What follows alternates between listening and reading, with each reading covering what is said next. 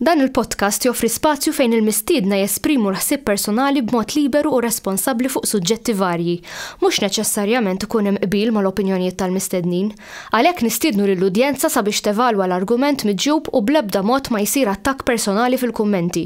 Hija l-intenzjoni tal-produtturi li dan il-podcast ikun spazju fejn il-libertà tal-espressjoni tiġi dejjem imħarsa b'responsabbiltà u b'rispett sħiħ.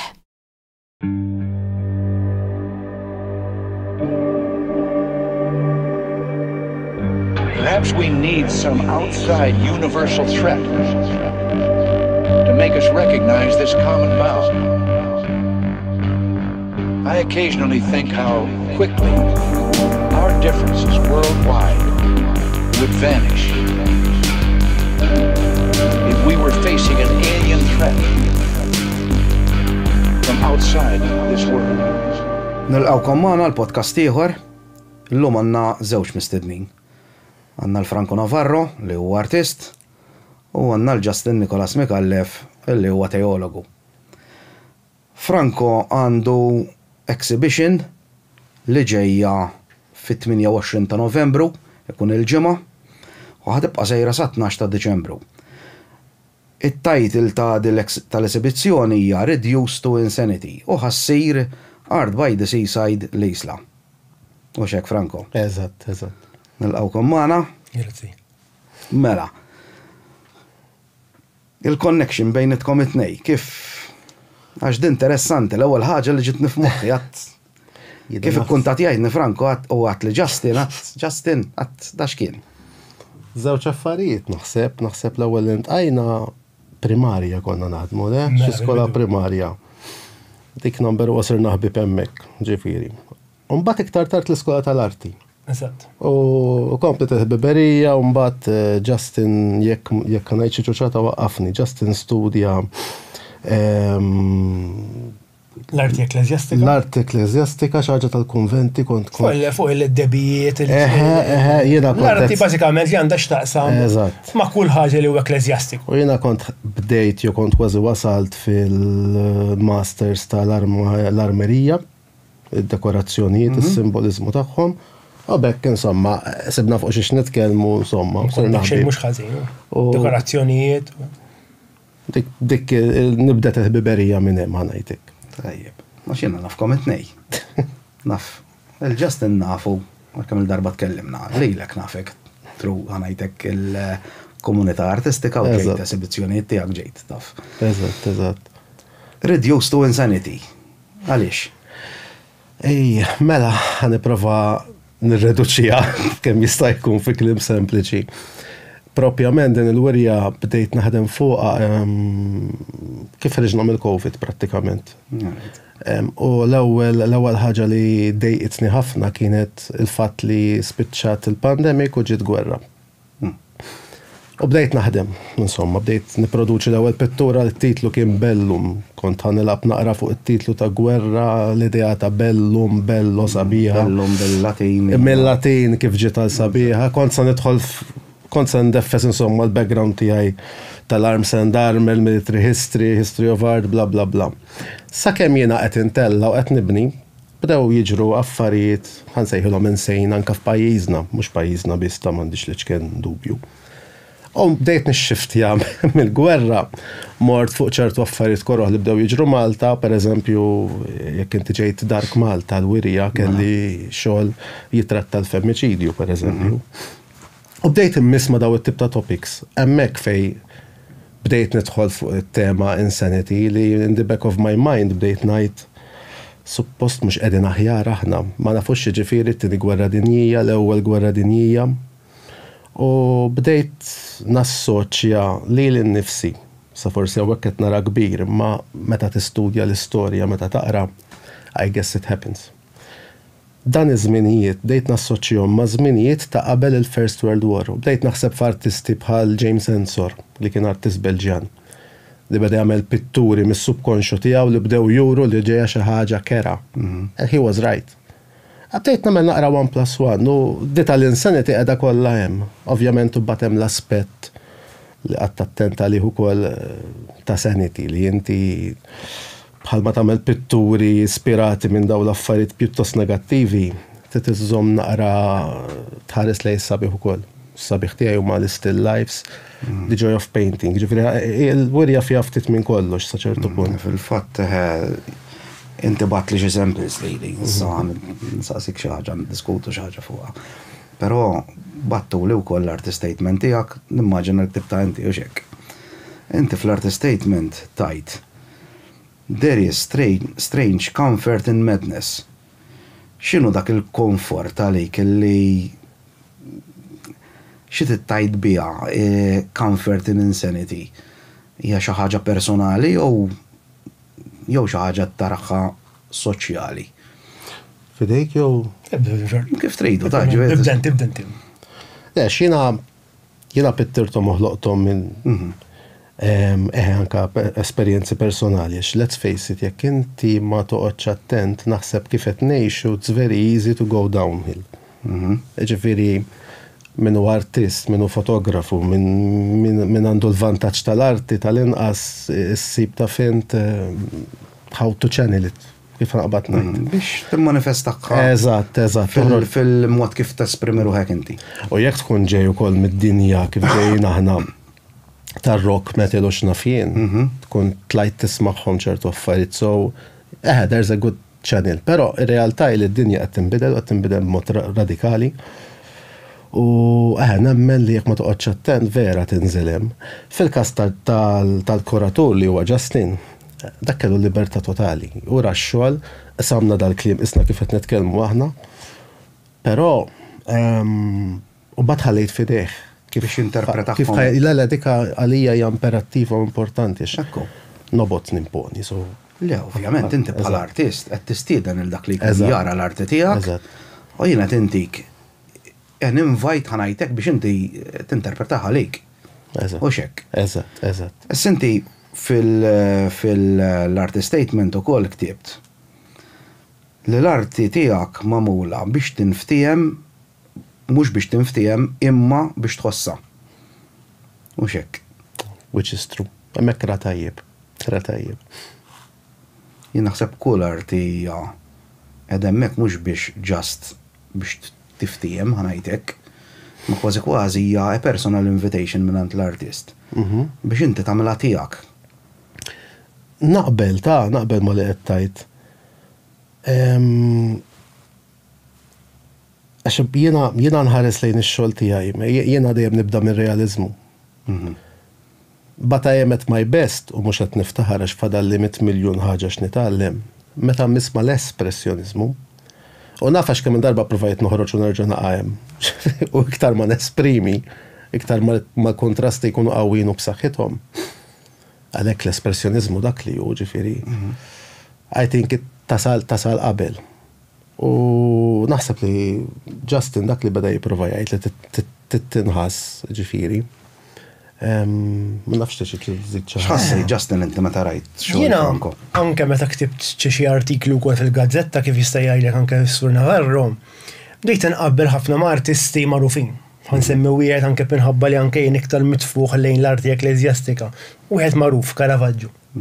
Kulħadd jaf, semmatti qabbiltu wkoll għalkemm l-istil huwa kompletament differenti.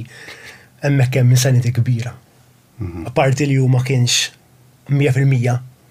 Diġà għandek insanity hemmhekk, il-fatt li inti għandek persuna li he's challenging the norms, he's challenging the rules, dak iż-żminijiet, he's challenging the church, speċjalment, qed jiċċallenġja t-tagħlim, anke Navarro qed jagħmel. Qed jiċċallenġja li inti bil-Malti toqgħod bil-qiegħda jsek bħal-Louvre, jew qiegħed bil-Malti l-Uffizi bil-qiegħda hekk toqgħod tħares lejn il-pitturi. Franco Navarro mhux qed jagħmel hekk. Iridek, bħalma kien għamel, forsi ċertu nies ma jafux minnu, Malevich, bil-Black Square. Dak kien ħareġ fi żmien l-Unjoni Sovjetika. So dak kien artist kbir ta' nitkellmu, kien ħarġilhom bil-Black Square, letteralment jagħmlu għatfall tal-primarja. U da kulħadd da biċċa Black Square. Allura ma jiena ma rridx nuri kemm naf, irrid nuri s-soċjetà bħalissa. L-insanità, biċċa Black Square, għalhekk jiena ħadd lil vuċi li nitkellem. Jekk jiena ħa nitkellem ħa toħnoqni. Jiena kif nista' noħroġ l-arti. Dik ngħidu la propaganda ta' ċertu punt. U Navarro qed jagħmel propaganda bil-polit, vera? Saċertu punt. Pjuttost personali u kol saċertu punt, pero għax met inti tiġi bombardjat. Sa wieħed jgħidlek negattività, xejdu lek għax negattiv. Jien ma naħsebx negattiv, naħseb realistiku. Met inti tiġi bombardjat. Bosta ħbarijiet kontinwi, aħna nafu kollha għandna mobile, kollha niscrolljaw, inti taf li within a few seconds right influencer timmarkitjalek xi ħaġa partikolari, oħra għandek ma nafx kemm il-elf tifel u tifla qed imutu f'dik il-gwerra within few seconds. Ġa ara x'għandek DMJ għalik. Evil cells, l-aħbarijiet, għat ma ħajġiblek affarijiet zbieħ. Bissu mbagħad xi ħaġa li biex tinkompli ma Navarro, iktar għal-pitturi kollha tiegħu hemm dik l-insanità, imma mbagħad iġiblek xi kelb jadħelu. Iso jdik li hemm tama fil-ħajja. Hemm kwistjoni ta' tama. Fatt tiktibta dik jiena li inti f'dawk l-nies jħokku rashom jew bin-nar ħireġ mir-rasu, veri hemm dawk l-insanità u dik id-dwejja tad-dinja, ma mbagħad xort hemm dik it-tama żgħira. Eżempju jagħmlilna mbagħad xi still life sabiħ jew xi kelb qed jistrieħ. Pjuttost minn dak it-tip toħroġ l-ottimizmu u ħajjek tkun. Fatt li tinsaqsikom. Għax jiena l-art tiegħek nafa, rajta kemm il-darba. Inti taħdem fuq ħanajtulu element grottesk ukoll. Ġieliha. Imma mbagħad rajt pereżempju pittura tal-pipa fuq il-landa tat-tabak. U xek. Dak il-kelb rieqed, jien ovvjament sempil baqgħet li tal-pitturi ma rajtx kollox. Alla kif toħolqu dal-bilanċ bejn il-grottesk u toħroġ li xi ħaġa bħal pereżempju dak il-kelb, dik il-pipa. Mhix diffiċli ħanajdlek għalfejn għax u xi tittajt biha dik naf. Il-grottesk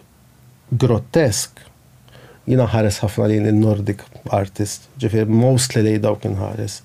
Light years away ta' minnhom ma lejhom inħares, ġifieri anke kulur il-paletta hemm qiegħda, ġifieri m'għadniex inħares lejn ċertu tip ta' xogħol li anke naraw hawnhekk. Però dak huwa riżultat ta' affarijiet kważi li jdejquni, jew fuq livell personali, jew li jasal għalija mill-medja soċjali, jew gazzetti, jew li tisma'. That takes it all imma fuq jekk inti tħossom mela bħalma Justin qal tajjeb. Demanded to be felt. Dak għax inħossom ħafna jien.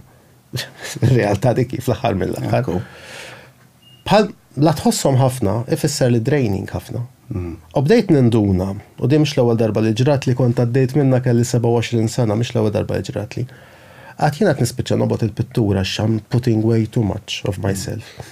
Prova minn still life. Fejn inti ma tridx taħseb m'għandekx kunċett, m'għandek xejn. Għandek pipa, għandek landa tal-pipa, għandek lighter, metall, and that's all there is. M'hemmx ħsieb, m'hemm xejn. Taf kif interpretajthom jien meta nara l-body of work sewwa, ġieli simple. Inti provajt toħloq ordni mill-kaos. Tajjeb. Trid toħloq bilanċ minn fil-li qed naraw xi ħaġa grotteska, fil-li f'daqqa waħda qed naraw xi ħaġa li inti kważi tista' tirrelata magħha, għax fil-li qed naraw xi ħaġa ħajdu hekk ta' ċertu emozzjoni negattiva. Li f'daqqa waħda mbagħad qed naraw xi ħaġa ħanajdula hekk forsi naqra iktar intima.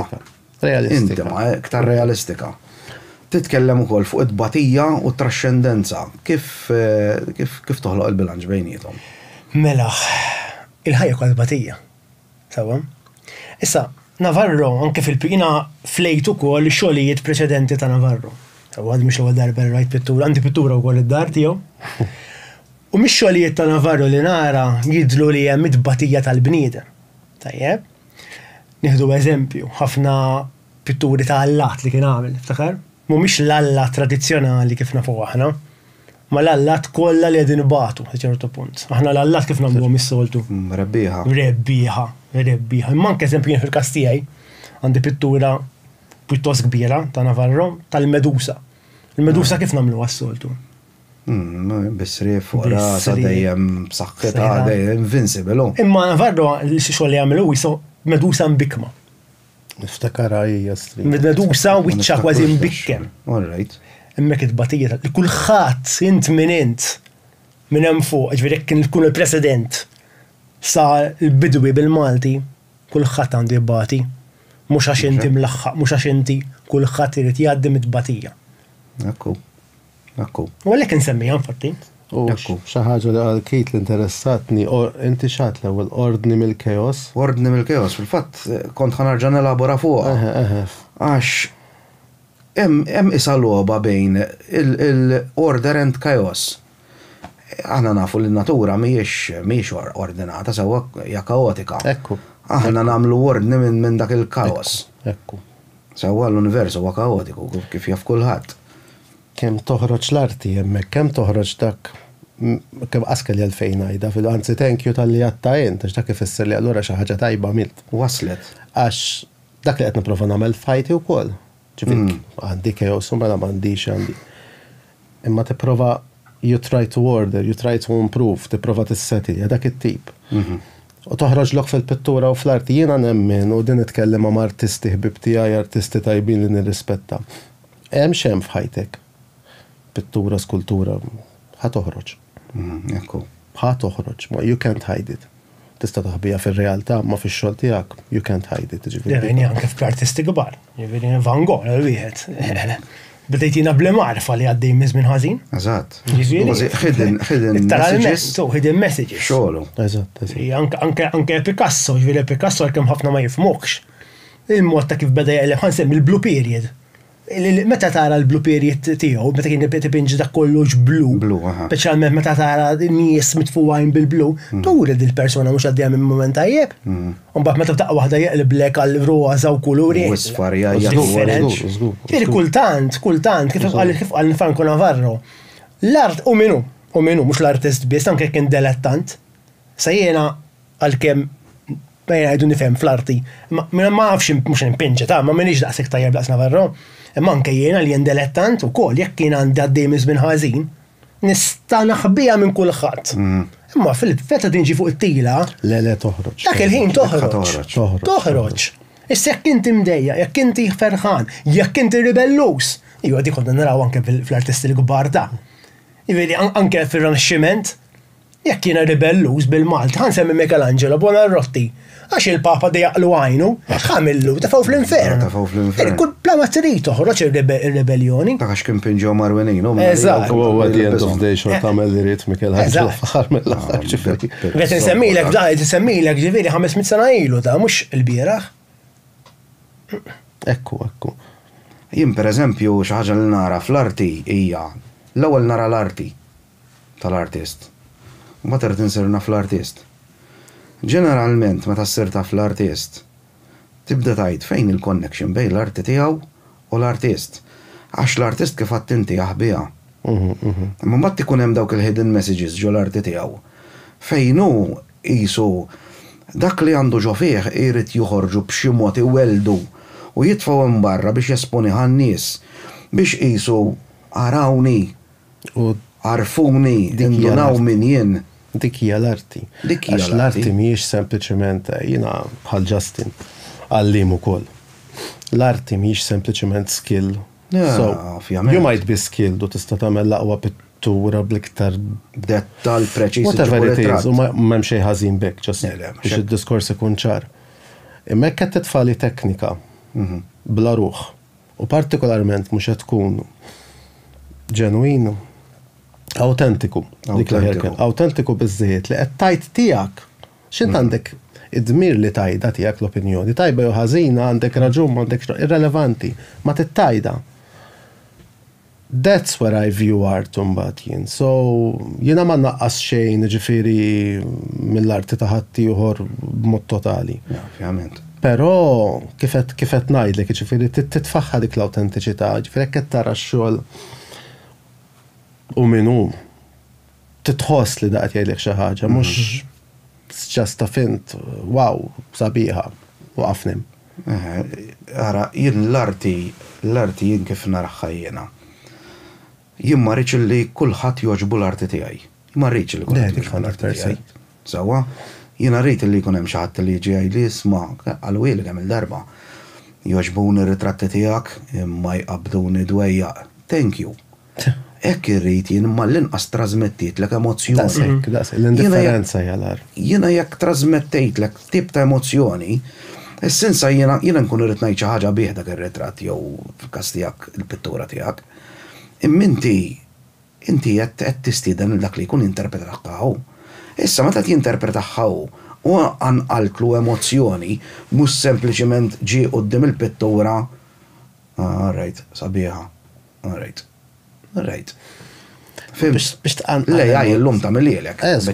Fekon ġeja li. Dik hija xi ħaġa li jiena. Biex tqan għal-emozzjoni, titanka tmur kontra l-akkademizmu, ġifieri. Toħroġ arwin, l-artist irid joħroġ arwin. Dik tallimni għall-università l-ewwel ħaġa li qanu noħorġu arwinin, ma ħadna xalla l-università fuq l-arti ġifieri. Lemma vera kienu għallu history of modern Italjan kif taf jien studejt it-teoloġija u l-istorja tal-arti ma Navarro. Issa Krist arwin. Issa timmaġina mit-teoloġija jgħidulek mobbat mur fl-università tal-arti jgħidlek li torħoġ arwin. Ovvjament. Which is true, ma stajċ għattaħja. Jiena eżempju waħda mill-pittur li ktar impressjonati ta' Navarro meta għamel Idil-Zeus bil-pene Insanajda. Ġifieri dan għamel Alla Zeus, aħna Zeus nafu jis-soltu Alla Grigi bil-pene ċkejken. U mal-pene Alla jbirkum qajjem, ġifieri dik hija arti. U s-sad 2021. Ma niftakar l-arti tiegħek kollha Sinjalli xokjat. Imma xokjatni fis-sens tajjeb. Għax dik qatt kemm rajna pitturi Grigi, kemm rajna pitturi. Però dik fija beyond l-mitoloġija. Eżatt. Imma taħsat, dak is-sabiħ tal-arti li taħsat. U x'inhu taj anke biċċa still life. Ewa taħsat. Dika nista' nispjega dik il-pittura malajr. Li qed tajt waqt kollu minnu ġifieri. Imma dik it-titlu kien The Fall of Men. U mhux men as in mankind, as in us. Humanity. Le, men, as in men, male. Aħna l-irġiel tajt. Dik għalhekk qiegħda, not as in mankind. Of men as in males. Uddi Zeus għattajt, so Zeus kien maruf bħala playboy. The fall of giant insejtu t-titlu, ma xaħġek edha dik. Rappresentat isu Greek, God, għale imma le, dak xi ġgant, insejti xi ġgant mill-mitoloġija. Niftakar Zeus jew mitoloġija, tant rajt pitturi ta' Franco Navarro li jas niftakar kollu. Xi ġgant mill-mitoloġija. Mal-puntu li falling. Il-puntu li xorta biex taħsat. Which is ġejt ispirata dik minn ħafna. Jien kif qed ninterpretaħħa jien qed giant. Qed falling. Qed bżobbu majjem. Prattikament. Mela, jiena taf kif qed ninterpretaħħa dik Nephilim, Fallen Angels, jiena qed naraħħa. X'inti taf xi jgħidlek in Book of Enoch, jgħidlek li il-Fallen Angels they saw the women of men and they made it with them. Mela. Taf għadi. U dak is-sabiħ tal-arti li inti mbagħad tista' toħroġ filosofija int ukoll. Mhix hekk. Vedi ara kollha ħriġna filosofija differenti.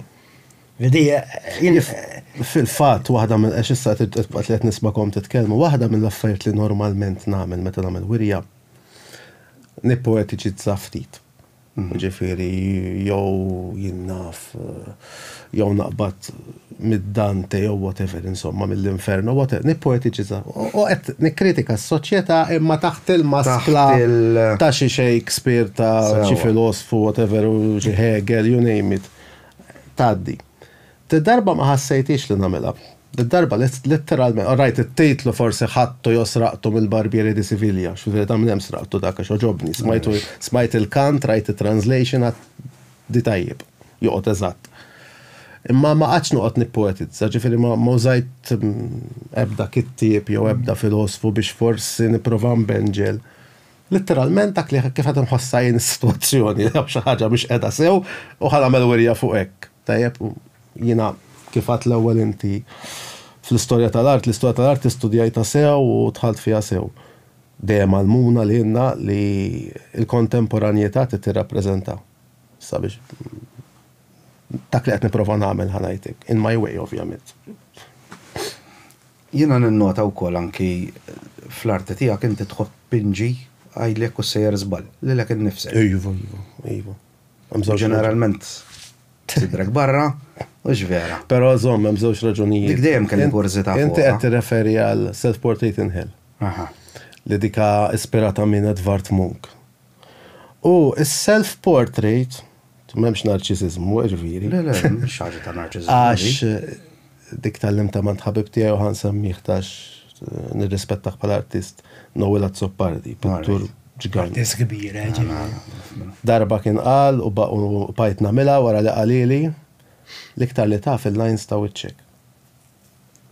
So, inut li noqgħod npitter il-dak u l-dak biex dak li taf. Once you manage that, bat tibda ssib ix-xeb ta' ħaddieħor. Dik waħda mir-raġuni tal-fejn nagħmilha ħafna. Għax dejjem niskopri ways ħfief ta' kif nifhem il-lines kollha li għandi f'wiċċi u jila nara shadow shapes. Nasa rajnejja, nara triangle, u mexxi, ġifieri fatt angular ħafna.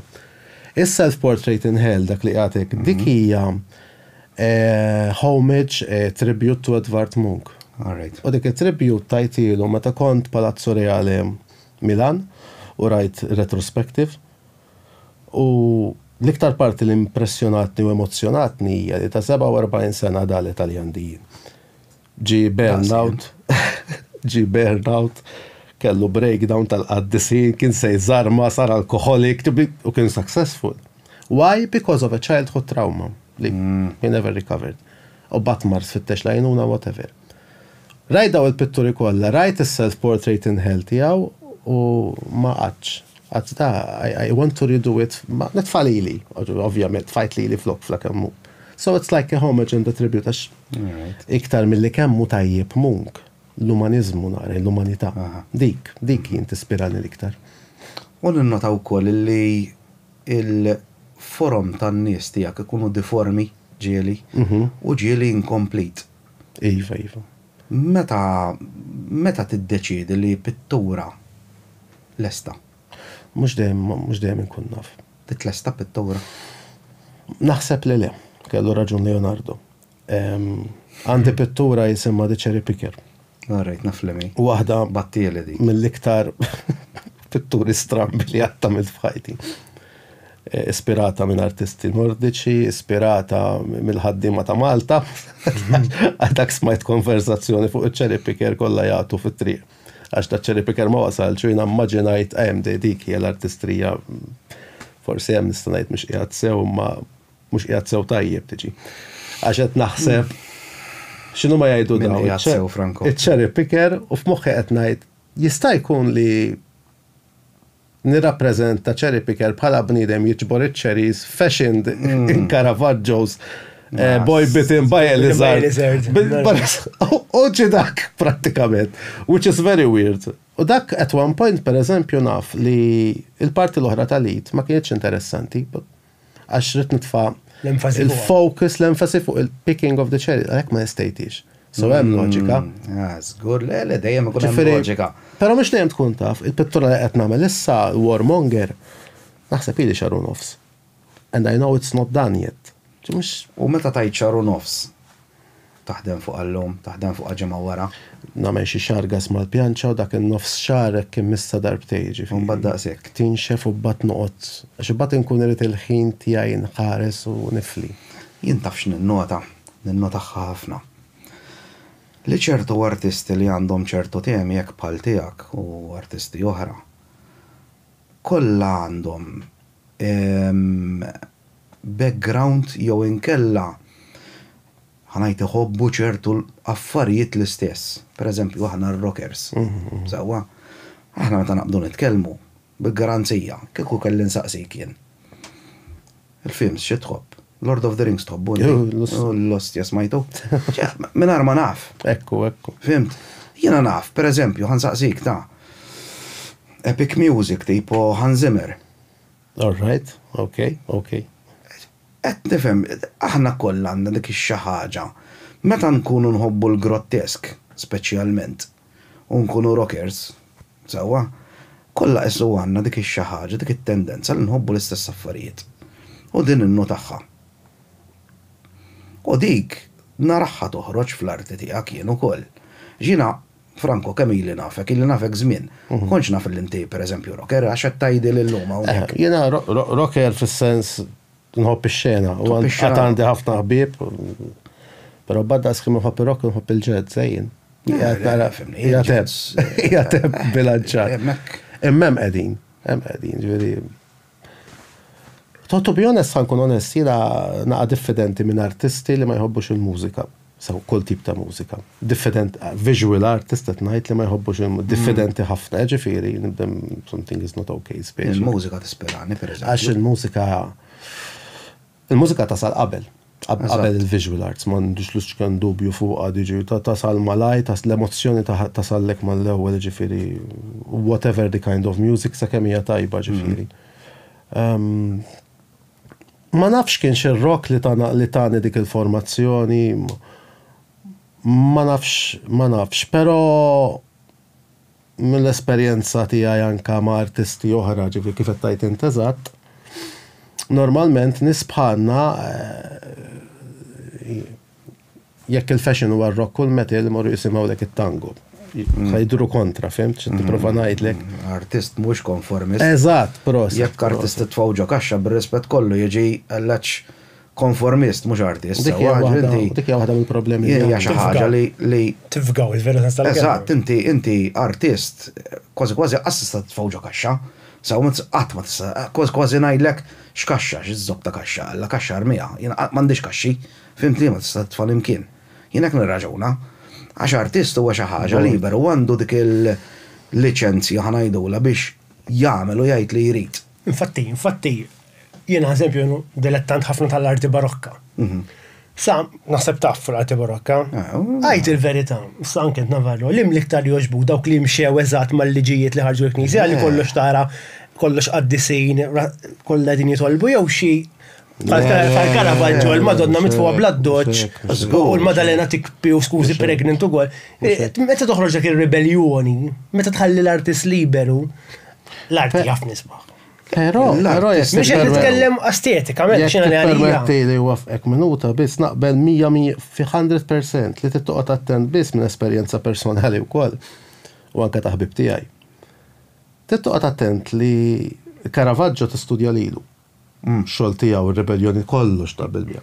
Titqgħod attent li ma ssirx bħalu. Ssirx bħalu, importanti. L-istess jien naf fejn semmejt il-Munk u empatizzajt anke l-età kollox. Jew Picasso. Però m'iniex bħalu. Picasso ma tlist imbagħad kellu dik il-joie de vivre is-sorrajt għex kif ex, però he enjoyed life to the full. I mean, Caravaggio meta kellu żmien meta miet kif ex, jekk titqgħod attent minn dik. Għax ibbat waħda mill-affarijiet tal-keos li semmejt inti. M'għandekx għalfejn jkollok tortured life biex tkun artist, imbagħad dik jien ma nemminix. M'għandekx għalfejn tkun Van Gogh, jew Armin Van Gogh, Antonio Ligabue, tafu minnhom. Antonio Ligabue. M'hemmx għalfejn tkun. M'hemmx għalfejn tkun dak it-tip laqqas ġifieri. Ġifieri bej il-Van Gogh u xi Anders Zorn, eżempju, I'd rather be an Anders Zorn mbagħad jekk jista' jkun. Fimt ġveri baddika dik l-aspet jinkonxu ħafna minna. Naħseb li l-artist, għena mlumma kif tajt inti jekk maddix minn esperienza fit-tfulija, kellux dak it-traumas. Jekk ikun empatiku u jħoss x'inhu jiġri madwarna u jħoss l-affarijiet il-soċjetà kif qed timxi llum. Jien naħseb li inti tista' tkun l-iktar persuna empatika u tesprimi l-arti tiegħek fuq l-empatija tiegħek stess. Ġieri ma naħsibx li hemm għalfejn inti tgħaddi minn xi trauma biex tkun motivational speaker, pereżempju, motivational speakers jgħidulek x'jien għaddejt Tony Robbins pereżempju jgħidlek li ommu kienet titfalu s-sapun tal-platt tiġu ħalqu. Illum ġi motivational speaker. Jien naf motivational speakers oħrajn ma ddewx mill-ebda trauma, l-artist istess ħaġa. Mhux għalfejn min jgħaddi minn traumi. Eżatt. Fimt? Jew tieħu drogi dik oħra. Daw l-artist li jgħidulek li kienu jinfaqaw l-LSD u hekk. Ta' żmien il-pop art. Tal-pop art. Għawdu xi ħaġa. Mela x'inhu? Dik waħda mill-affarijiet li jiena fil-verità għalkemm reduced to insanity u għalkemm qed nitfa' ħafna minn dawn il-problemi anke li huma soċjali. Però sa ċertu punt mhux kollha fuħut minnhom I'm a bit detached. Emotion li li wasal għalija dejjaqni u tfajtu hemm. Su farfartu. Hemm oħrajn hemm pereżempju waħda minnhom iċ-ċajta. Iċ-ċajta ħarajtu. Dak huwa tondo self-portrait ieħor Ma dik hemm raġuni għalfej. U għandek idejk, għandek fjamma fuq idejk. Fjamma taqbad. Dik per eżempju personali ħafna. Dika fej ħassejtni iżolat, ħanajda ta' musnaddeja, ħassejtni iżolat anka mid-dinja tal-arti stess, għax hija strutturata b'ċertu mod li. Politika? Pratikament, in essence, dik tiġi. T-nota ġifiri li għaw klikek fl-arti. Unfortunately.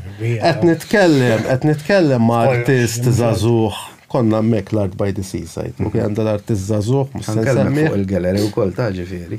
Qed niddiskutu daqabadi li fuq l-arti fuq il-filosofija da minnu bravissimu, bravu bideħ, bravu b'moħħu ġifiri. Nuhu pjaċir nitkellem artisti zazax bħal da li għasandu 30 u jitkellem b'livell ta' maturità aktar minna kważi.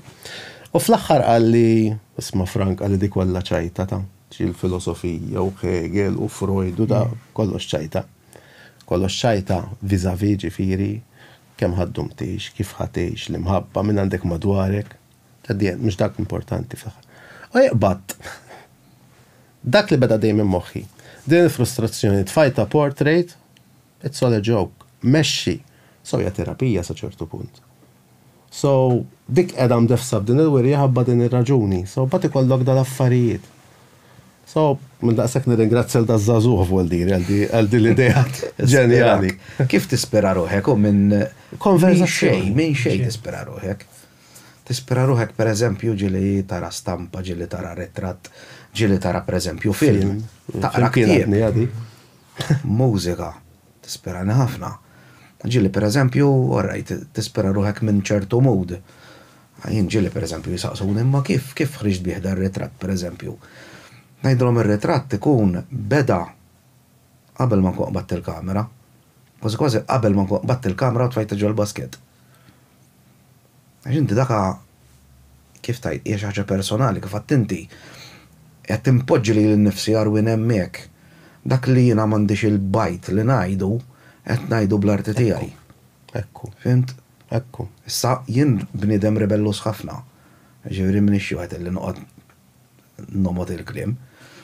Imma fl-arti tiegħi mbagħad nipprova naħbi dawk iċ-ċertu hints. Pereżempju, ġieli kien hemm xi ħadd ma jkunx jaf lilek personali, jara l-arti tiegħek u jinterpretak pereżempju jgħid da Franco Navarro huwa hekk.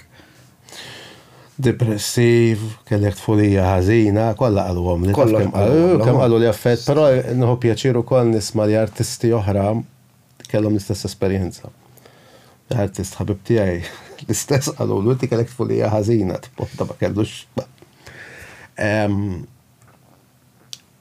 Tagħmel għalik dik il-verità. Il-verità il-fotografija x'inhi għalik tagħmel. And it's not being selfish, jekk tagħmel għalik ħad tagħmel prodott tajjeb. Il-fatt kont ħansaqsik, tagħmel commissioned work? Illum le, kont tagħmel. Fi żmien fej financially kont struggling, illum komdu biżżejjed biex ngħid le ġifieri. U għaliex taħseb li inti your best work huwa il-commissioned work jew dak li tagħmel inti? Le li nagħmel għalija. Li nagħmel għalija.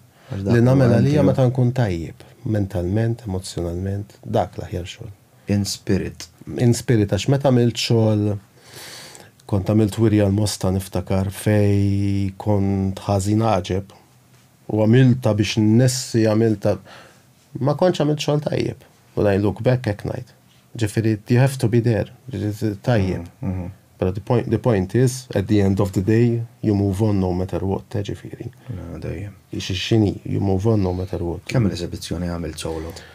Din naħseb solo qed ngħid. Sitt waħda. Din is-sitt waħda. Aktajon u qabel dik kienet Aktajon u Mr. Żbel? Aktajon, ftakarhomx blamment. Di tal-Mosta, Passionate Turmoil anke t-tajt il-jurik. Kont qiegħed ħażin. Umbat di interessanti, eccetera, perché la minestra si fredda di kont għamilta il-Heritage Malta tal-Belt 2007. Ħadd l-uniku title, l-uniku quote ta' Leonardo da Vinci insignifikanti, eccetera, eccetera, perché la minestra si fredda. kif qal ġast l-ewwel, x'nieħu, kemm kiteb affarijiet Da Vinci dik ħadd. Dik l-iktar ħaġa. Dik l-iktar ħaġa banali. Dik hija l-iktar ħaġa li laqtetek li. Ej, għax hija aktar ħaġa umana. Da qed jikteb it-teoremi u l-badanti xejdu l-mejd, qed lejjax il-Ministra qed tiksaħ. Kitibha. Dik oġbitni u kien Realistika. Għax realistika dik. Bla-ħsieb dik, tkun tanta bla-ħsieb l-aħjar ħaġa. Li ara ġenju u lessa bħal kull anzjan waħdu. Hekk tiġi. Dak kien fl-aħħar mill-aħħar. U qabel dik kelli Fafnir li kont ħatta mill-Vezunga saga meta kelli dik il-fissazzjoni kien hemm insomma jekk niqpa sejjer ma naqaf. Sitta għamilt solo inti. Sitta. Kif l-għonet ħanfakkar in-nies 28 ta' Novembru jkun il-ġimgħa Art by the Seaside. Art by the Seaside hija dik tal-isla kif taqbeż il-Maċina, it-tieni minn għalija taraċ on the left. U xekk. Ekku, proset. Gallery sabiħ ammens, Loners, nsemmilhom minn hawnhekk. Rosanna Ċiliberti, Edward, nisħel winta vera jena vera mill-dawk il-15 jiena kpejt l-aħħar ġurnata tal-exhibition. Kif? Serjetà. L-għonet il-gallery impressive kemm sabiħa. Impressive. Il-location taħħa. Dawn li għandha ġo fiha. Il-mod kif inem qasma. Jiena rajta li ħanitkellem għalija personali għal xogħol li kienet perfetta. Gallery kbira. Kemm il-biċċ għandek? Kważi 40. Kważi 40, ħafna minnhom żgħar, però bad għandi l-kbar għax l-kobor inħobbu, nħobb naħdem fil-kobor. Imma we'll make it. Hemmhekk kont jien 36. Yeah, we'll make it. We'll make it. Kif għażilt tal-gallery? Kif għaliex? Kif għażilt tal-gallery l-Art by the Seaside mort iktar minn werja waħda hemmhekk. Kif għattinti, nis ġenwini, nis autentiċi. Ħafna. Jien sem nara. U fimni, gallery attraenti fis-sens tal-ġen. I offrit li iktar minn darba nħobb nipparteċipa f'wirjiet kollettivi. That's it. At one fine day saqsejta. Kellek, ma kollek. Emmek kelli emmek. Ux kont Antonio, Kevin. Sirt ninsa. Min kontu Antonio? Mark Xkembri, naħseb. Mark Xkembri. Nluminaw il-Mark. Jien niftakarom, kon ġejdik. Naħseb dawk, ma niftakin kelli l-kelb, naħseb. Pittura tal-kelb kelli. Pittura tal-kelb kelli. Friska Malta l-axħar waħda l-niftakara friska d-niet narom. Dark Malta dika. Kienet tajba u koll. Self-P. Joseph Buġeja. Joseph, Sara, Ġenek. Nselmulom kolla René. Sara Paċ. Nselmulom kolla. Tal-ġenta ġobna ħafna. Kolla espressivi jek tinnu. Ħafna. Kolla. Kolla tmurru maġurġin. Kolla espressivi. Kolla ninduna xil-tġelja l-exhibition kolla tġelja. Hemm ċertu rispett ukoll, hemm ċertu rispett bejn l-artisti, ġifieri dik xi ħaġa sabiħa. Ma Joseph ma tantx tista' ma taqbilx. Ma kellu. Joseph inħobbu. Dawk nies tajbin, nistalġen. Ħafna l-ġen. Proġetti għal-futur x'għandek? Jiena min jaf. Ħa nippubblika qed nipprova nsib ħin nippubblika ktieb, imma qed fuq l-Arms and Armor. Ili xi sena u nofs għaddej. Imma il-sajfa qasbis mis-sejtu. Kont qed ngħid il-just aħna tilajn xatlek isni zombi. Dik it-teżi nħossa li hija moħlija qiegħda hekk, nixtieq nippubblika. Però mhux ġast qed nikkopja t-teżi, sempliċement reġgħet bdejt mill-bidu. Forsi naħseb il-qudiem f'xi nibgħat xi xogħol nerġa' barra bħala pittura, bħala Pero that's it, ta' ġifiri, to be honest, daw żewġ affarijiet fil-preżent, naħseb. Tajjeb. Inti, Justin. Nħusib il-da? Inti żgur tarġa' tiġi hawnhekk darba oħra li nagħmlu podcast flimkien. Qudiem forsi l-qudiem. Bħalissa mħabbat ta' vera. Għandi ovvjament l-exibizzjoni ta' Navarro. Ovvjament għandi. Jaħdem. Xien ovvjament għalli lettu l-università, allura ovvjament ikolli ħafna xogħol. Qed nagħmel id-dottorat, allura sa timmaġina kemm ikolli x'nagħmel. Artikli l-emmulaw bla doċ anke Malta u anke l-Amerika. Allura ovvjament imħabba bħalissa nifoka fuq ta' Navarra daqsxejn mhux ħażin, ħajna ta' għajnu minn għandu bżonnu. 15 days uħaddhom 28 ta' 12. Ejja, ekku. 28 ta' Novembru sa 12 ta' Deċembru. Ekku. Żmien sabiħ ukoll. Ekku, ħatiftaħ fil-ħodu kif ukoll fil-għaxijiet. Fil-għaxijiet ħajkunu jew jien, jew ġastin sabbat. Inta law fuq il-medja soċjali ovvjament. Għazzi ġanke kitu kol. Jien niġi żgur. Niġi żgur jien.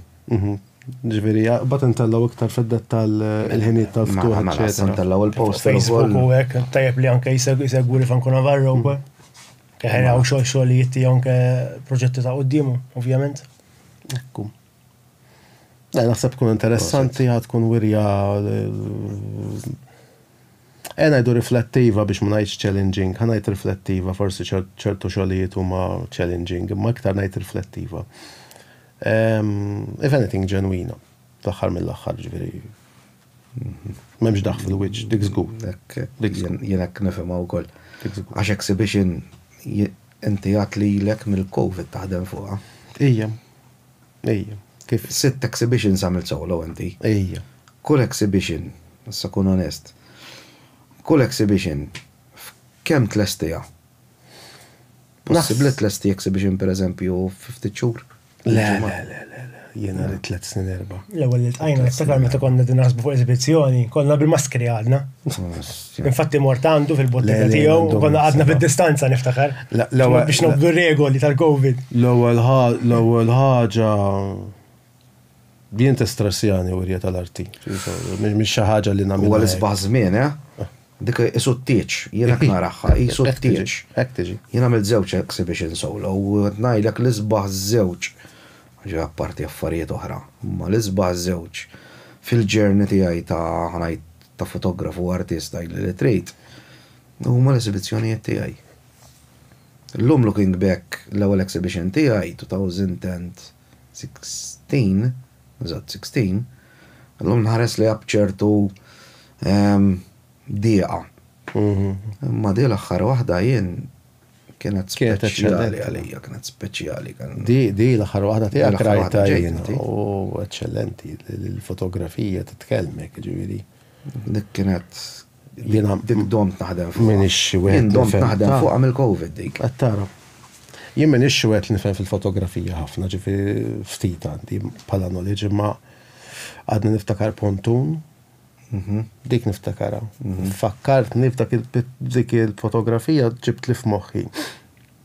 Il-Kaspar Friedrich, tiftakara dik il-pittor ta' Kaspar Friedrich, dak il-raġel li qiegħed waħdu jħares lejn in-natura. Il-raġel jiġi fix-xej u n-natura. Fakkartni hemm. So, issa kellek f'moħħok il-dama nafx ma il-puntu tajba. Ikun hemm il-natura tibbilak Tek proset. Jien nħobb indaħħal pereżempju l-element ta' solitudni, l-element ta' silenzju, l-element tal-ħin.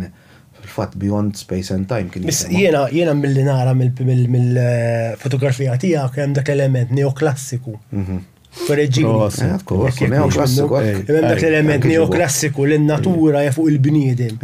Eżatt. Kif għad fil-bidu tkun minint in-natura ħaterbħek dejjem. Eżatt. Fil-fatt ma nafx hekk tinnutaw x'jiena nħobb indaħħal element uman illi jkun inta sa ma' żmien il-natura tirriklejmja lura. That's it. U in decay there is beauty. Jien hekk naraħ, in decay there is beauty. U mbagħad hemm l-ironija fix-xogħol tiegħi li inti ma tarax nies fir-ritratti tiegħi, ma tarax.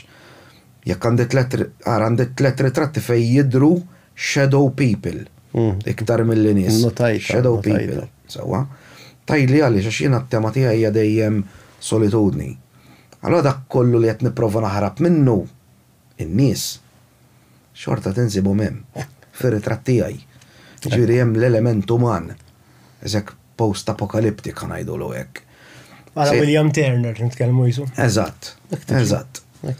Jien pereżempju ġili xi ħadd jiġi jgħidli jaraw ritratti pereżempju ħansemmi ta' Venezia xi ħaġa li kienet reċenti. Kelli 11 ritratt fl-exhibition tiegħi ta' Venezia. Kull minn Rom, Venezia kulħadd ngħidu hekk b'xi mod mar jew jaffuqha. Mhux hekk. Inċanata bin-nies tkun daqs iż-żibel kien hemm nies, mhux biċċajt qed ngħidlek. Meta raw ritratti tiegħi nies bdew jgħiduli. Isma, la krejta. Krejta lejk għal-ġimgħa. Fim, ma tarax persuna waħda. Tidher persuna waħda. Shadow. Mara bi prem u ħallejt apposta. Ed bennen il-baby u l-prem jidher tikka żgħira movimentat u l-om qiegħda taħt l-arkata. Nsejt ismu r-ritratt. Hemm xini blerjat. Għalla xortino mela, speed and movement. Jina nħobb indaħħal il-movement, jien dejjem għandi l-element tal-ħin fil-ritratti tiegħi. Futurizmu, tipo balla hekk.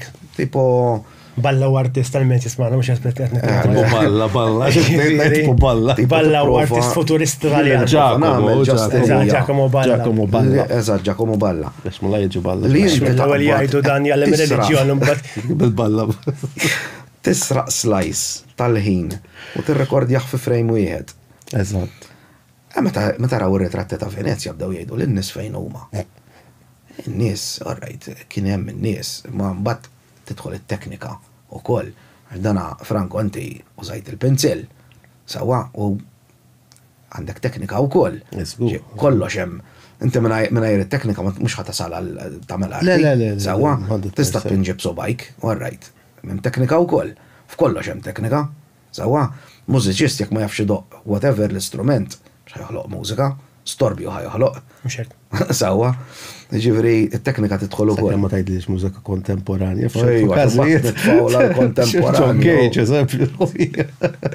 Melux rajta.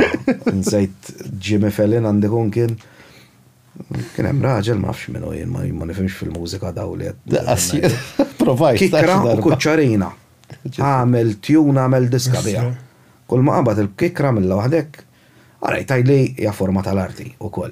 Daħħal tjun. Tajba però kienet. Tajba tal-ġen. Tal-ġen. Sda kull ma għamel tingek biss bil-kikra. U ma tħoloq tjun. Ma dejjem għandek it-teknika, mingħajr it-teknika, jiena dik li qed nipprova ngħid illi meta saqsewni fejn huma n-nies, in-nies jisparixxu għax inti qed tuża long exposure effect. Eżatt. Fim tara tidħol it-teknika b'xi mod. Eżatt. Sewwa. Eżatt, ekki. Franco, nawguralkom insomma, ngħidilkom. Jalla tkun ta' suċċess, m'għandix dubju, jien ovvjament ħankun qiegħed hemmhekk ukoll. Sewwa. Sfortunatament m'għadniex nixrob, ma nistax noħod tazzambejt.